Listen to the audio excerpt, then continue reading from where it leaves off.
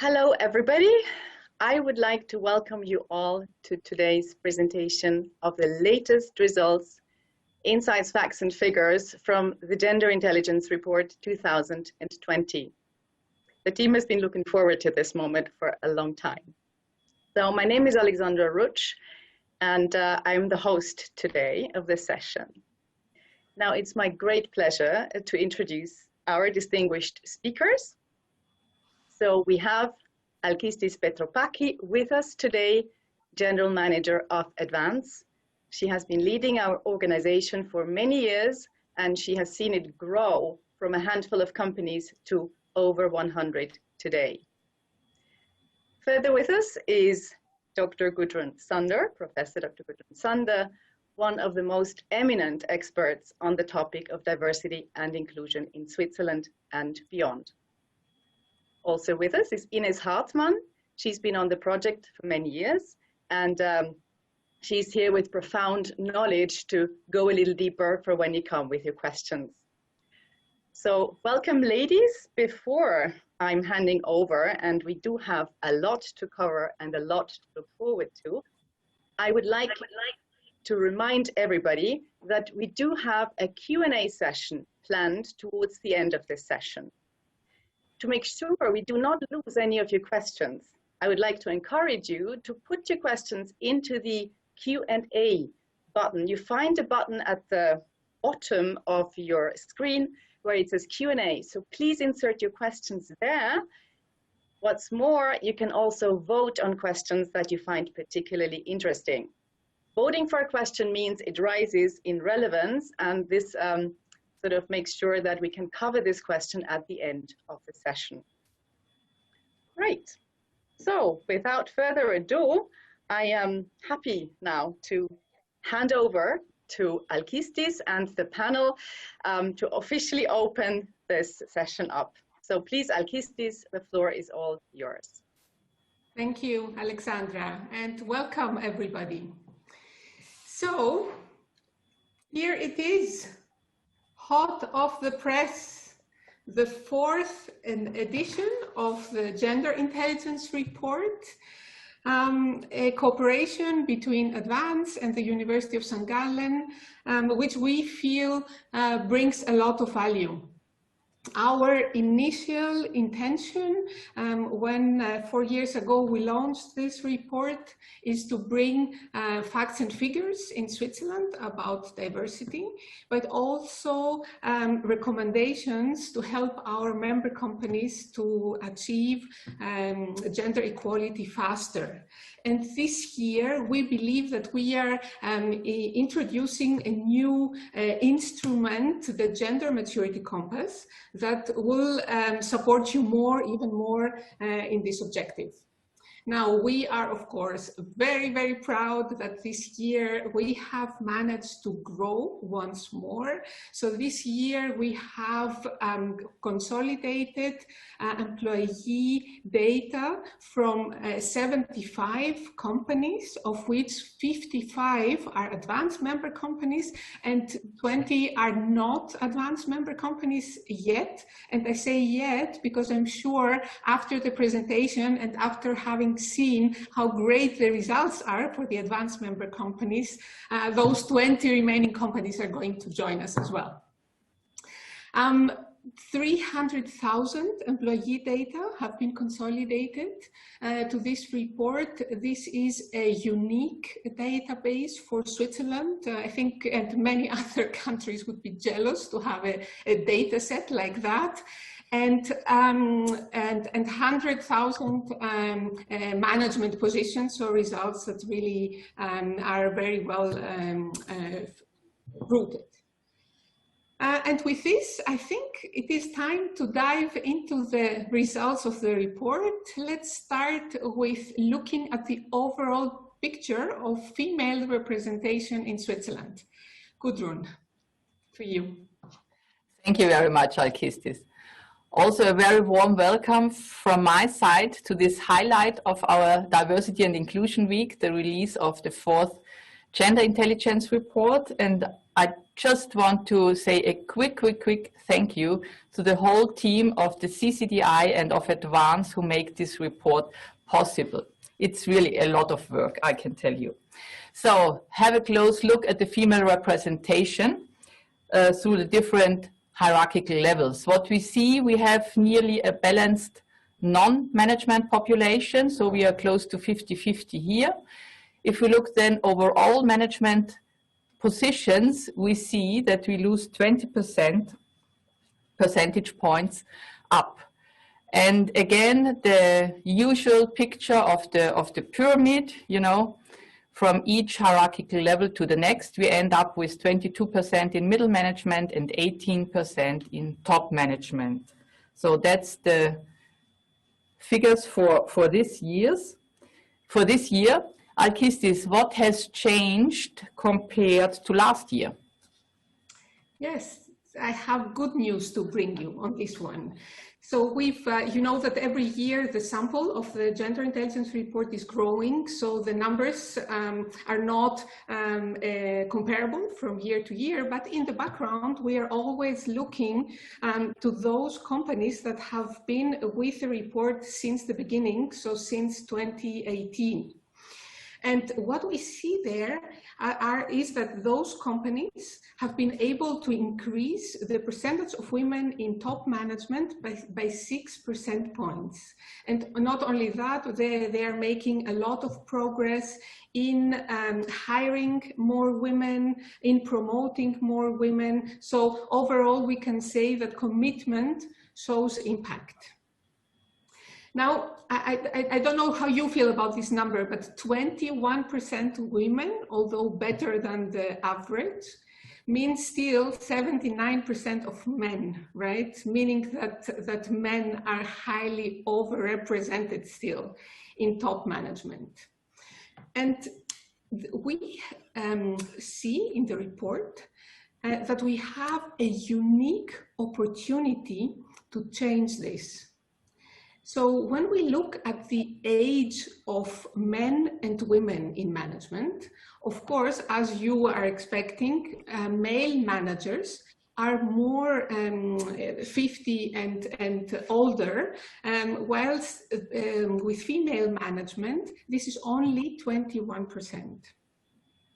The generation of baby boomers that is now in the workplace will leave the workplace in latest 10 years from now. So we have this unique opportunity to have women that are ready in pole positions to take the seats that are going to be empty when the male baby boomers go in retirement. Now, in order to evaluate, to be able to measure and evaluate progress in the diversity journey, this year we have launched a new model, and I would like Gudrun, you to tell us a little bit more about this. Thank you, Alkistis. Yes, this year we have developed the Gender Maturity Compass. And I just want to quickly explain the logic behind, because what we see from our year-long research experience is that companies go through different stages on their D&I journey to gender balanced leadership. And it's a long way from from an explicit commitment to gender diversity or diversity and inclusion to really implement it in the companies. So we have the 4 stages: we commit, we act, we promote, and we advance. We will explain in a few minutes. And all the 4 stages are underpinned with KPIs and with special D&I measures. And the Gender Maturity Compass can do like 2 things for you. On the one hand, it measures progress on your D&I journey, and on the other hand, it provides guidance, which are the next steps you have to take, the next measures you have to implement. So Alkistis, if we look at our sample, what or how mature are the Swiss companies on this D&I journey? So it would have been nice to ask the people that are with us on the webinar, right, to guess what they think. But as you are expecting, Switzerland is a toddler when it comes to gender diversity. So the majority of the companies in the sample, 61%, are in stage 1, we commit. So to give you a little bit more of information how to read this chart, the red dots below 61% are advanced member companies that fulfill all requirements for this stage. The green dots are non-advanced member companies that fulfill all requirements for this stage. And the small circles without color are companies that are almost there. So they fulfill all KPIs except from one. So 61% of the companies are in stage 1. Then in stage 2, we have 20% of companies. In stage 3, we promote, we have 11% of the companies. And I would like to mention, by the way, that as you see 11% and below red dots only, so advanced member companies that have reached this stage. And now what it's interesting to see is if there is somebody that has reached stage number 4. And the answer is yes. 3 advanced member companies, or representing 5% of the sample, have reached this stage, or in other words, have cracked the glass ceiling. So Gudrun, what does this mean exactly? What does this mean, reaching stage 4? This means that they really cracked the glass ceiling. Their gender ratio is similar to on all hierarchical levels. So again, we use the metaphor of a cylinder. So we do not lose women up the hierarchical ladder, and no leaky pipeline, of course. And they manage to hire and promote women at least at proportional rates to men. At the same time, they are also implementing an inclusive culture, and for this reason, often inclusive culture, they are able to retain the women. So the problem is not that they hire and lose them again, they really retain them, and therefore we have this picture of the cylinder, no loss of female talent. Alkistis, would you like to start with the different stages, with stage 1, to give us some insights on the backgrounds and the KPIs behind? Absolutely. So stage 1, which we called We Commit, because it is the stage in our experience where companies have to commit that they want to reach gender diversity. And how do they do this? First of all, in developing a strategy about diversity, in setting concrete KPIs, in having a top management that believes in it and walks the talk as well. And also having a clear understanding of where they stand. I think there is no other project in business where we start putting measures in place without having looked, do we actually need those measures, or would other be more effective? So if you look at those points and you think, oh, my company is probably in that stage, let me tell you something to cheer you up a little bit. There is also a stage 0. In our model and in our sample, we have realized that actually there are 6% of the companies that haven't reached stage, not even stage 1. So it is a positive thing to be already in stage 1, and we have seen before that 61 of the sample of the companies in the sample have reached this stage.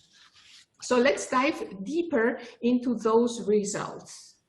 I've said before, what is important for this stage is to analyze the own figures and know where you stand. So 93% of the companies that are in this stage have done an equal salary analysis, meaning that they are ahead of what the government in Switzerland wants to have.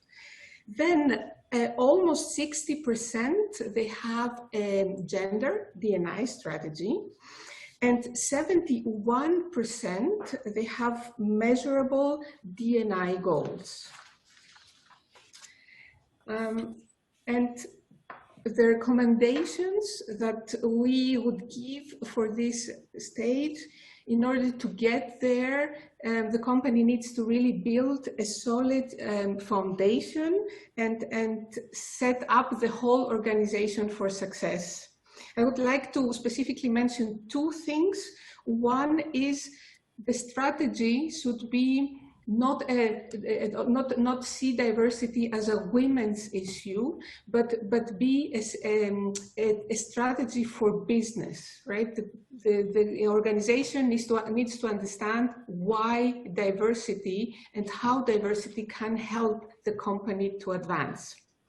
The second thing is the role of top management. What we see in this stage is that most of the times the push for diversity comes from the top, and top managers need to communicate about this internally and externally, and commitments, external commitments can help to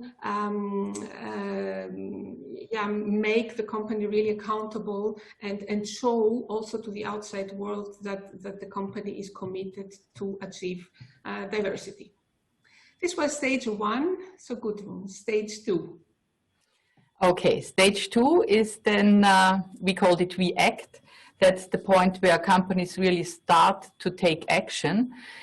And first of all, they usually start in our experience, with hiring more women or more people with diverse backgrounds, especially also for management positions. At the same time, they are starting usually to increase or develop an inclusive mindset. What is also very important at this stage 2 is to have a closer look at the turnover rates of women and men all over, but also in management, because it's a first indicator how inclusive the culture is. If you have a large disparity between the turnover rates of women, for example, in management, or men in management, then you see that you really have to improve here. And of course, what is also very important is to measure progress. So in a snapshot, in the gender maturity landscape, we see that we have 20% of the participating companies in stage 2 and another third close to stage 2. So they are only missing 1 KPI. If we dive a little bit deeper, we see, if we look at the recruitings or the hirings, we see that companies in this stage are doing quite well in hiring more female managers.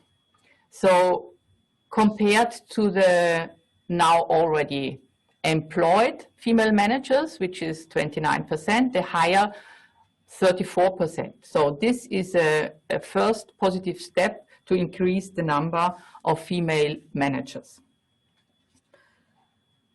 What we also see is that the top performers are leading the way. So there's a huge discrepancy between the top performers in the sample and the low performers. What you see here is that the top performers manage to hire 20 percentage points more women for management positions than they have now employed. And again, some further results. A little bit more than half of the companies started with D&I trainings for employees. If we look at the unconscious bias trainings, for example, for management, it's even 60%. Nearly all of them have flexible working options in place. So that's quite convincing. And what is especially impressive for me is that more than 3/4 have systematically reportings on D&I and the progress on D&I or gender equality. So to finish with some recommendation for this stage, what is really important here is that you have a closer look at your recruitment processes, all your processes, but especially the recruitment processes. Is there room for biases, for example? Are the criteria really adjusted to what you want to achieve? So for example, if you have a criteria in your selection process that looks at an open mindset of the managers you hire, you can make sure that you have a multiplier effect afterwards. So that's an important criteria I would integrate in the recruiting process. And what is also very important to have a closer look at the levers. So if you have a disparity between the turnover rates, have a closer look. Why are women leaving your company? What are the reasons behind? And of course, to foster an inclusive culture, it's good to start with unconscious bias or diversity and inclusion training, some sensitization on these topics. Alkistis. Now we move on to stage 3. Stage 3, which we called We Promote, because promotions are typically the KPI, the most important KPI for this stage. We see that actually a fair promotion process is quite difficult for companies to create, to get there. So KPIs for this stage would be that women's promotion rates reflect their share in the workforce, that women and men have similar employment rates, meaning that both are able to work flexibly, etc., so that they can be active in the workplace. And also the companies in stage 3, they have programs in place to support women's advancement. And as we've seen before, there are only 11% of the companies in our report that have reached this stage. Let's dive deeper. Promotions are the biggest lever to achieve gender equality, but if we look at the numbers, you see that women are under promoted.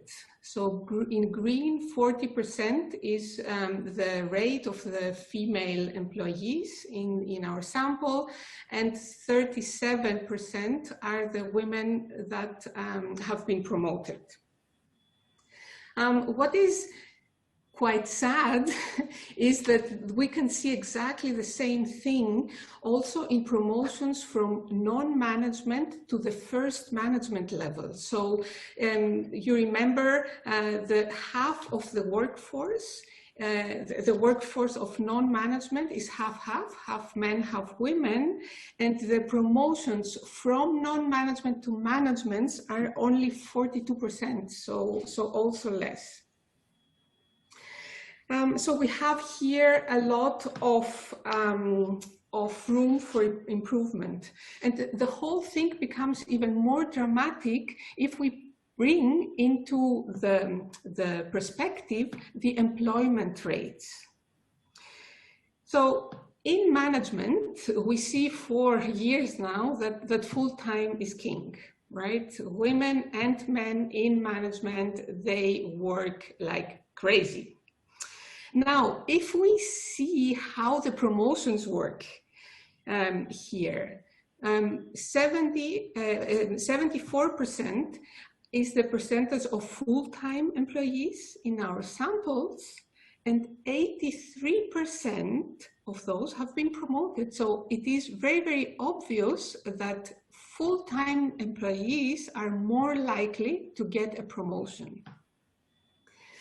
And now the other point that we've called age trap is the following.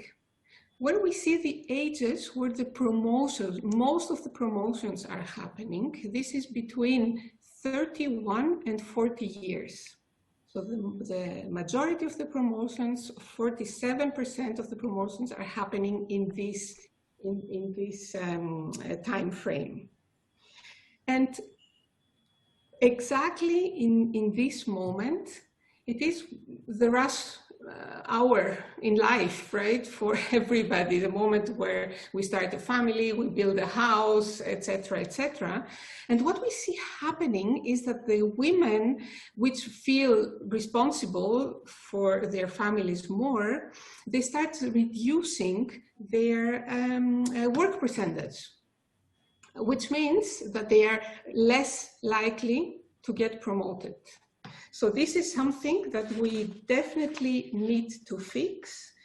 And therefore, our recommendations for stage 3 would be to set promotion goals that are on the level of the hierarchical level below, at this level, so to promote women at the same rate as men. Then to question traditional career paths. This 31 to 40, the majority of promotions, should it be like that? The way we work life and work are more and more coming together. So this traditional, at the beginning of life, we study, then we work, and then we retire, is probably not going to be valid anymore. So question mark in everything that is very traditional, the way we have been doing things up to now.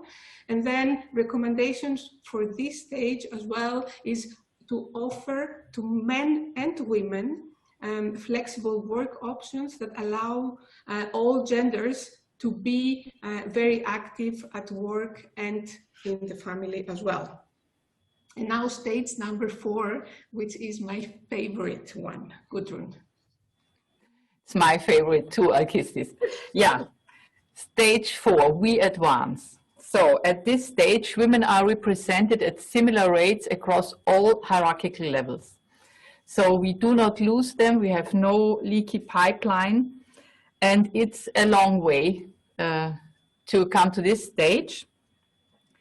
So what is also important at this stage, depending on the overall ratio of women in a company, because as you know, we have industries where the ratio of women is very low, other industries where it's quite high in the non-management positions. So women represent at least 1/3 of the top management team and therefore have then the power to influence the culture. Because this is there's very clear evidence from research that it needs this 1/3 of a minority group, so to say, to have an influence on the culture. And what is also very important is that managers have D&I goals that are linked to their bonuses or remuneration system. So we see, as already mentioned, only 5% of the companies in stage 4, all are advanced members, and we have 13 companies that are close to stage 4, so missing 1 KPI. To dig a little bit deeper, we see that approximately 1/3 of the companies have D&I goals for managers, linked to the remuneration system. And what is more pronounced is that 81% have a D&I integrated in their corporate strategy. This means it's a core business topic they look at in connection with diversity and inclusion. It's not only an HR topic, so to say. And another result at stage 4 is that 2/3 of the companies have at least 10 days of paternity leave. So they go beyond the common practice, even though this common practice might very well change soon, hopefully. We'll see. So the most important KPI for us at stage 4 is the so-called glass ceiling index. What does this mean? The glass ceiling index compares the percentage of women in one hierarchical level with the overall share of women in the whole company. And what you can see from this picture is that the glass ceiling index over the whole sample increases with the hierarchical level. So this means that the hurdles get larger or bigger and bigger from one hierarchical level to the next. A glass ceiling index of 1 means that there is no loss of female talent. So if we have, you can see at the lowest management level, we are close to 1. So there is no loss of female talent. And if the index is bigger than 1, then we lose a lot of female talent. So again, the picture of the cylinder, an ideal or a stage 4 company has a cylinder when we look at the glass ceiling indices over the 4 hierarchical stages. So we do not lose female talent, we promote them from one stage to another proportionally to the share of all women in the company. So what are our recommendations for this stage 4? How to reach stage 4? What is very important is that you really work with D&I targets for managers to hold them accountable to implement an inclusive culture. And this D&I targets, they have the same impact or the same, they are the same like other business targets. So management have to reach these targets. Ideally, it's linked to the bonuses or remuneration system. Another point is to, for example, use gender inclusive language, because this is always very helpful to increase overall a culture of inclusive-ness. And just to give you an example, Advisor, a company we cooperate or we work together is, they provide real-time intervention. For example, when you write emails and you use non-inclusive terms, you get a suggestion for a better term which is more inclusive. So it's based on AI, and it's really very helpful in day-to-day communication, be it with peers, with clients, etc. And again, another recommendation is to have a closer look at what can you offer as a parental leave. Because we know from research, and if we look at different countries, that where there is a fair share of shared parental leave, it's more common that men and women work same percentages, and then from an employer perspective, it doesn't matter whether I hire a woman or a man, because the possibility is there that both have a paternity leave, maternity leave or paternity leave, parental leave. And the last recommendation, if possible, assess your inclusion culture, because from the HR data, of course, we get a lot of information, but the perception of the employees, you can only see with an inclusion survey, for example. Yeah, so my last and really most important recommendation or call to action here is, please use the opportunity ahead with the baby boomer retirement wave already started and get your women into the pole position now that they are ready to take over when there are changes or open spaces in management. So I would like to stop here and hand over to Alexandra for questions. Well, first of all, thank you very much, Gudrun and Alkistis, for telling us the story of this year's results. I think we heard quite a number of really key messages that will, be with us, stay with us for the next year for sure. Thank you to all the people who actually asked questions in the Q&A button function. It's really great. We have a lot of them. And as I can see, we have one clear favorite question. Okay, I would like to let you guess, but now I'm revealing it.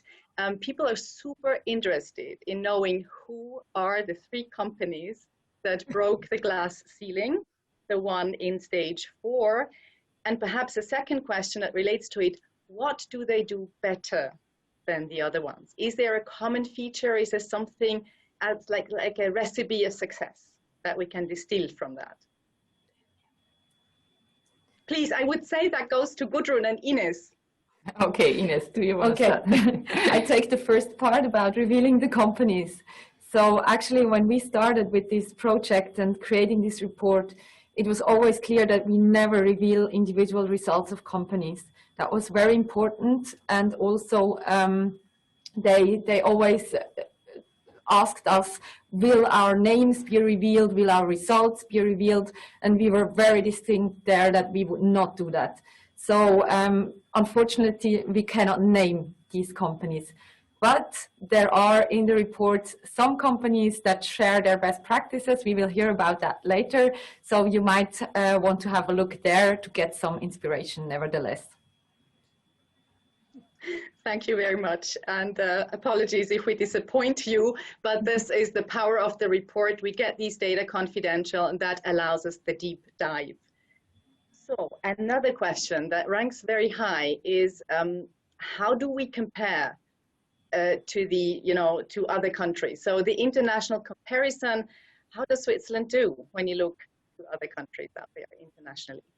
And I would give that again to Gudrun. Gudrun, not to HSG. Yeah, thank you, Alexandra. We don't have data here in this sample where we could compare to other countries, of course, but there are other sources where you can look at, for example, the WEF gender report, or other international benchmarks where you can see. What we know from these studies is, as Alkistis told in the introduction, when she released the results, that I think you called it Switzerland is a toddler, right? So yeah, we are lagging behind, definitely. There is room for improvement. Yes. And I think the next question somehow relates to maybe the reason why we're lagging behind. Really ranked very high is the question, how does the social system of our country impact the advancement or slow advancement of women in terms of management career in this country? And I would like to ask Alkistis, how do you see this? Is there what's the impact of that? Yes. So I could talk about this for hours, but I would like to bring now 2 major points. One is the childcare infrastructure that is really not where it should be. So this doesn't help women to be active in their jobs at high percentage employment percentages. And the second thing is the mentality, right? In Switzerland, the traditional gender roles are still very, very present. women really feel responsible for the family more than men. And I'm saying this because I've been looking quickly into the chat before, and I've seen a comment of a lady saying, we don't feel responsible for the family more. It is the system that obliges us to do so. And yes, this is true, but the traditional conservative gender roles, they are also quite present in Switzerland. Yeah, this is probably... I can add one comment here, Alexandra. Yes, what Alkistis was pointing to is also the structural or institutional hurdles to receive gender equality. And you mentioned the childcare, but there is also the tax system, for example, and other things that need to be fixed. And we know for a long time, so politics. Indeed, and because we're talking politics, this will probably also take a little longer time to get there. So how would you say the Frauenstreik impacted this social element, this cultural element? Do you see any movement that has come forward from that historical event? Gudrun. In my opinion, the Frauenstreik had a real impact. So on the one hand, bringing the topic back on the agenda, also the awareness in society, and also, of course, on the political side. I mean, on Saturday, there was the Diversity Award in Bern, and one of the awards was given to Helvetia Ruft. A lot of you might know this movement, and they really managed to bring more women into politics by coaching them, by empowering them, and now we have a parliament that is a little bit more balanced and hopefully bring topics like childcare, tax system further up in the agenda. Yes, I think the awareness, as you said, Gudrun, is a big one as well. In my friends, etc., and I have a lot of people after the Frauenstreik telling me, I had no clue. Do you really feel this advantage, right? So the number of women going out the streets, I really truly believe that it had a lot of impact. Great, thank you for this addition, Alkistis. So now we talked a lot about the social system, and we heard a lot about what companies can do to actually drive the agenda forward. Now there is a question that goes more to the individual. So I would like to know, and this goes clearly to you, Alkistis, what can every talented, younger or not so young anymore woman do to empower herself or to find empowerment, actually, drive this agenda herself? Okay, so Alexandra, I'm not. I don't like the idea of fixing the women, right? We need to fix the system. So women are as talented, as good educated as their male colleagues. So what we need to do is, first of all, and this should be our priority, is to fix the women so that they have a fair chance to advance without having to do themselves many things. But it is true, we can, as women, also do a couple of things. One is, for instance, to dare, right, to do things. Very often we think, oh, we are bringing very good results, and therefore somebody is going to see this, and we are going to get more promotions and more money for it. And this is not happening in reality. So we need to go forward, dare to go out of our comfort zone, take the responsibility for strategic projects that have visibility in our companies. And going a little bit out of our comfort zone and showing ourselves and the good things that we can do. And the other thing is really use the partner and give him some work at home, right? You cannot advance if you are 150% working and having 150% of the responsibility at home. Alkistis, I'm glad you mentioned that. So gender balance really addresses everybody, if I may summarize this. And gender balance is something that we're looking for in every sphere of life, ultimately, right? So we cannot just talk about business life and then there's this other life. Super important. Would you like to add something to this part, Gudrun or Ines, from your experience? To what women can do, and yeah? Yeah, I would only underline the sharing of the care work. And this is sometimes the even harder part, to my experience, that you really share the care work and the homework and things like this, so that you don't feel responsible alone for bringing up the children, doing the household, looking for the relatives, and so on. Okay. So in my experience, that's the even harder part than asking for a promotion or more wage in a company. But then again, I would stretch again the point of fixing the system and not fixing the women, because I think it's really also a problem that men are less accepted or allowed to work part-time when, like, they are more confronted with their stereotypes, I think, because they are expected to work full-time. For women, it's okay if they reduce their workload. For men, it's not okay. And if, as long as that does not change, and at the same time, as long as full-time, or as Alkistis said, 150% is like common in managerial positions, I think there's always a structural problem or a disadvantage for women. Exactly. Yeah. Exactly. So thank you very much for your additional points here. I would like to go once again for the last minutes back to the sample and back to the actual data and facts and figures. People are interested in what kind of companies are in the sample. Is it a specific industry or is it what kind of companies, size, industry, and probably also background in terms of nationality. Can we say something about this? Gudrun or Ines? No, I would hand over to Ines, because Ines is our brain of the gender intelligence report. Yeah. Yeah, so it's actually a very diverse sample that we have. We have all different kind of industries. We also have, for example, public administrations that are part of the sample.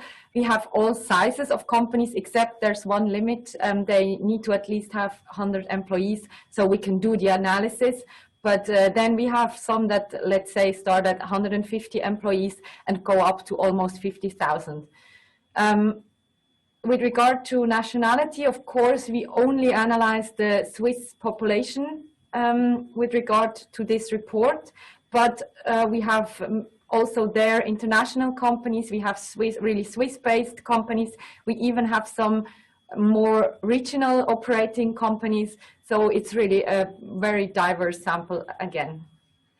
I mean, what I would add is that because a lot of the companies are already advanced members or work with the Competence Centre for Diversity and Inclusion in another project, so we have a bias there. So the sample is probably even more advanced compared to the average of the Swiss companies.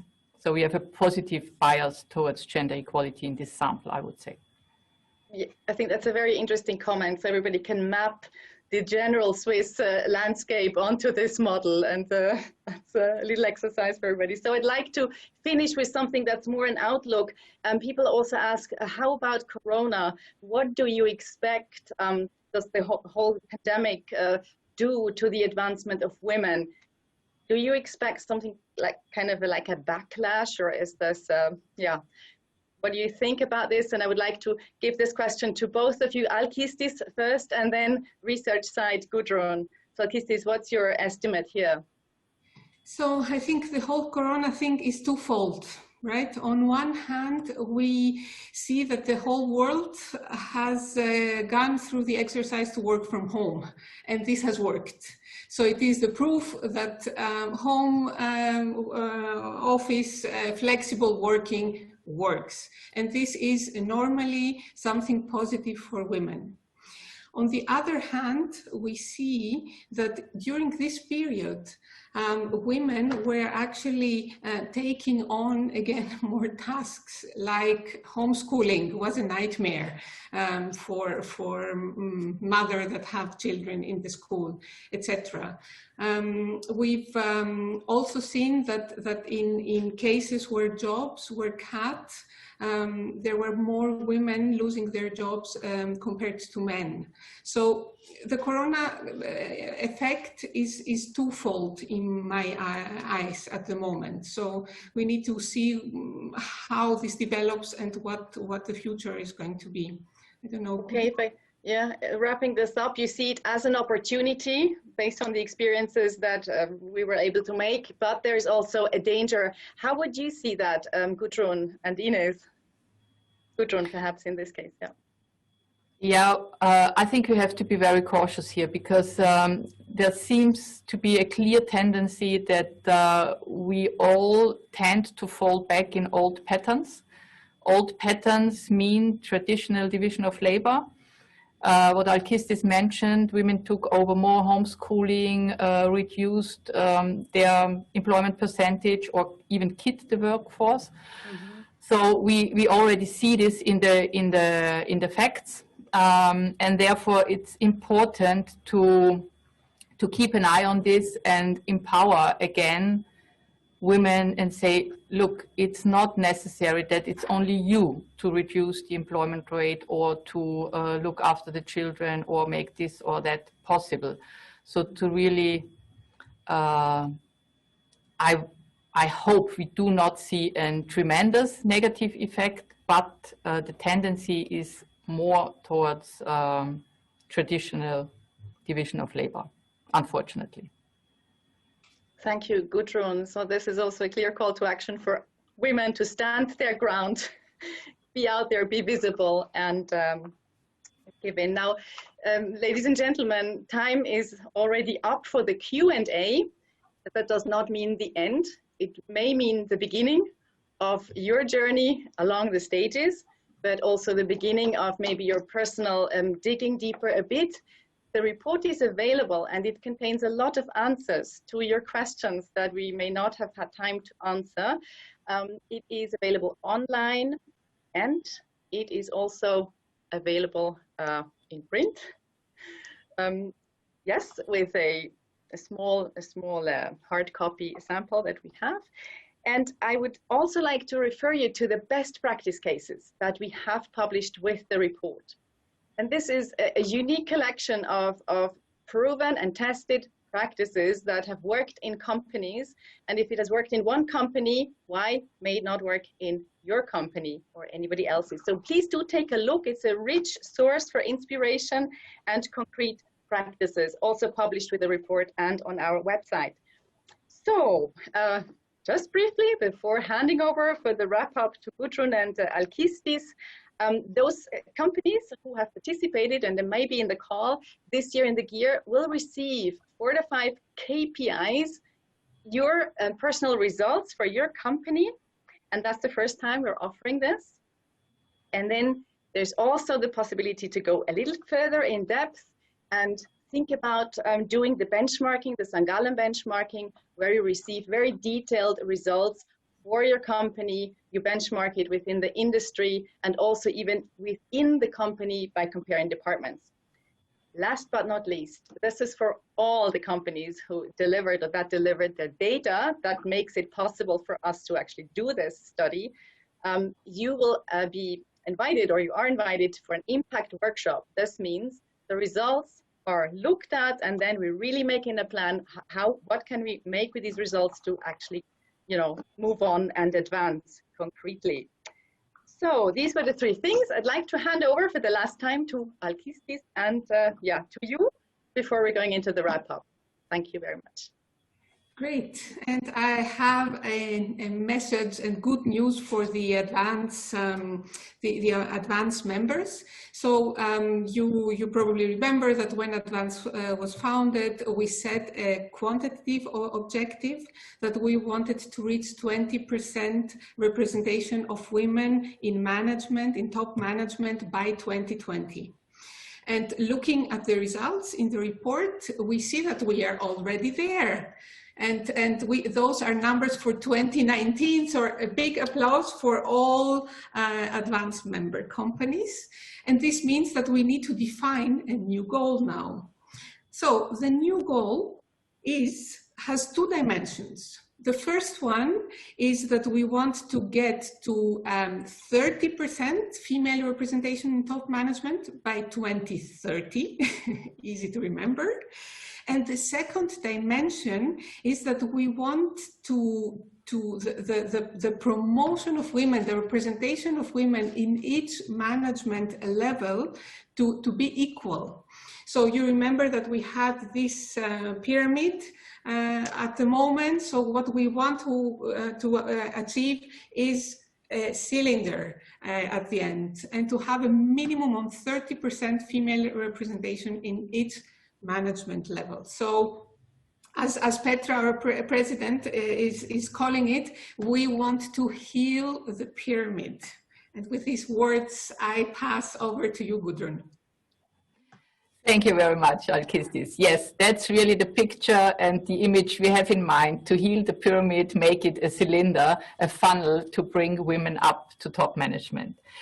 I want to thank our sponsors here who made this Diversity and Inclusion Week possible.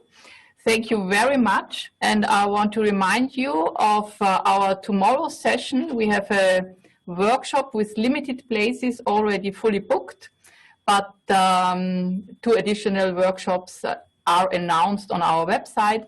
And over lunchtime, I look very much forward to my session with Daniela Hase from the Schweizerische Versicherungsverband, where we look especially at the insurance industry and what they do especially good. So looking forward to seeing you tomorrow again for our last sessions, and wishing you a very nice and inspired rest of the day. Thank you.